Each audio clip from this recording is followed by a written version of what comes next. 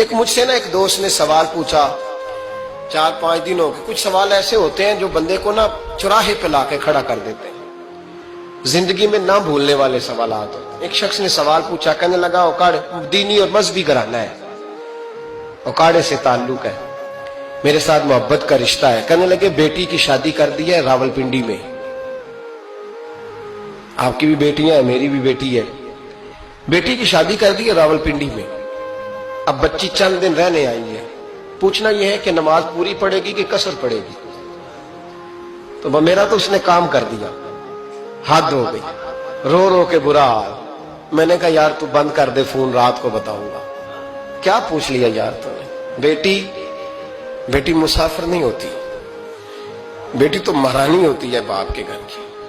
اور بیٹی مطلب کیسے بتاؤں کہ دل کرتا ہے کہ بیٹی وہ صرف ہنسے, وہ روئے کبھی نہ. یہ دعا ہوتی ہے. تو نے اتنا بڑا سوال کیوں کیا؟ بہرحال علماء کو کچھ چیزوں کے جواب دینے پڑتے ہیں. میں نے کہا میں رات کو بتاؤں گا. رات کو پھر فون آیا کہ آپ کو بڑی جلدی جواب دینے کے عادی ہیں تو دیر کیوں کر دی. تو میں نے کہا یار جواب تو میرے پاس تھا لیکن ہمت نہیں تھی ابھی. تو میں نے کہا کہ اگر تو بیٹی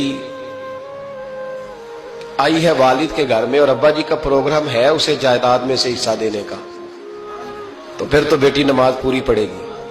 لیکن اگر ابا جی نے علیحدہ کر کے انگوٹھا لگوانا ہے تو پھر بیٹی مسافر ہے. اگر ابا جی نے اس کو علیحدہ کر کے انگوٹھا لگوانا ہے نا کہ دے دے بھائیوں کو, خیر ہے تیری شادی پہ خرچہ کر دیا ہے. اگر ابا جی کے دل میں نے کہا یہ ابے سے فتویٰ پوچھ لو, اگر ابا جی کے دل میں چور ہے نا کہ بیٹی کو دینا کچھ نہیں, تو پھر بیٹی نے نماز قصر پڑھنی ہے. اس لیے کہ پھر وہ وہاں حصے دار. اس کی دلیل حضرت عثمان غنی رضی اللہ تعالیٰ عنہ حج کے لیے تشریف لے گئے تو لوگوں نے حضرت عثمان غنی سے کہا کہ نبی پاک بھی قصر نماز پڑھتے تھے, حضرت عمر بھی حج کے موقع پر قصر پڑھتے, حضرت ابو بکر بھی, آپ کیوں پوری پڑھتے؟ فرمایا ان کا مکے میں گھر کوئی نہیں تھا, میرے تو پورے کے پورے باغ ہیں, تو میں یہاں مسافر نہیں ہوں, میں یہاں مقیم ہوں. تو اگر تو بیٹی کا حصہ بھی ہے ابا جی کے گھر میں تو پھر وہ نماز پوری پڑے گی. لیکن اگر ابا جی نے اللہ تعالیٰ خیر فرمائے بیٹوں کے حق میں فیصلہ سنا دیا ہے اور انہوں نے بیٹی سے کہہ دیا ہے کہ چھوڑ, جو بیٹیاں حصہ لیتی ہیں ان کے بھائی نہیں ملتے تو نہ ملے بھائی, وہی عرض نہیں. ضروری ہے ظالم بھائیوں سے رابطہ رکھنا جو کھا جائے بہنوں کا حصہ. والد ظالم ہے, ظالم ہے باپ, بیٹے کو حصہ دیتا ہے بیٹی کو نہیں دیتا.